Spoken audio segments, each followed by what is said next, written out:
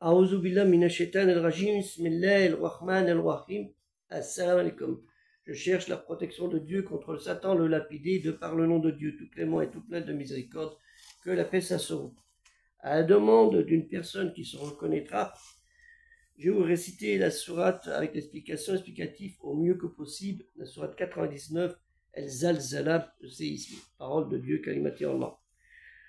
إذا زلزلت الأرض زلزالها وأخرجت الأرض أثقالها وكلا الإنسان ما لها يومئذ تحدث أخبارها بأن ربك أوهى لها يومئذ يصدر الناس أشتاتا ليروا أعمالهم فمن يعمل مثقال ذرة خيرا يره ومن يعمل مثقال ذرة شرا يره.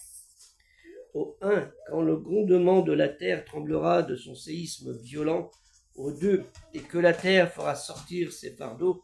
Au 3, et que l'humain dira qu'a-t-elle. Au 4, ce jour-là, elle rencontrera son histoire. Au 5, selon qui lui aura été révélé, ordonné ton Seigneur. Au 6, ce jour-là, les humains sortiront et surgiront des tombes par groupes pour que leur soient montrées leurs actions. Au 7, quiconque aura fait fût-ce le poids d'un atome de bien le verra. Au 8, et quiconque fait fût-ce le poids d'un atome de mal le verra.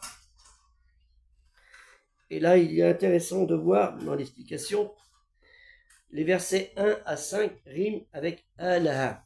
On pourrait y voir une variante ou une nuance, une interprétation de Allah, le nom verbal de Illa, Dieu, puisque tout cela est de la volonté de Dieu. Les actes terrestres sont montrés, là où nous voyons, c'est que les actes terrestres sont montrés, les actes des humains, qui en sont les auteurs lors du passage terrestre et qui seront montrés au jour du jugement. Il est intéressant au verset 5, selon ce qui lui aura ordonné ton Seigneur, on peut y retrouver une interprétation du verset de la sourate 42, verset 7, au prophète Mohammed, sallallahu alayhi wa sallam, celui la paix, qui dit « Pour que tu alertes la mère des cités Mecca ». Dans la récitation révélée, Al-Qur'an, la parole de Dieu, Kalimati Allah, nous pourrons remarquer combien souvent la notion de l'idée et d'appréciation des actes est rendue par la notion de peser. La notion des actes est la pesée. Mithkal, le poids, la racine, le terme til, le poids, la charge, et dar, l'atome, la poussière, voire un grain de maïs. Muqatil ibn Sulayman, né à Bakr au Khorasan, Afghanistan, l'actuel Afghanistan, mort en 767, 8e siècle, aurait été le premier qui avait fait le premier Mufassir, auteur l'exégèse du commentaire, le tafsir complet de la récitation Al-Qur'an, nous dit dans ses versets 7 et 8, qu'ils furent révélés au sujet de deux hommes dont l'un considérait peu le fait de donner aux mendiants une date, un morceau de pain ou un peu d'eau en disant « cela n'est rien, mais on n'est récompensé que pour les choses qu'on aime et malgré ce que l'on donne en aumône. » Car les aumônes, elles sont faites dans l'intention nia naturellement. Mais l'autre négligera les petits péchés, le mensonge, la calomnie et le regard qu'on porte voir à une femme.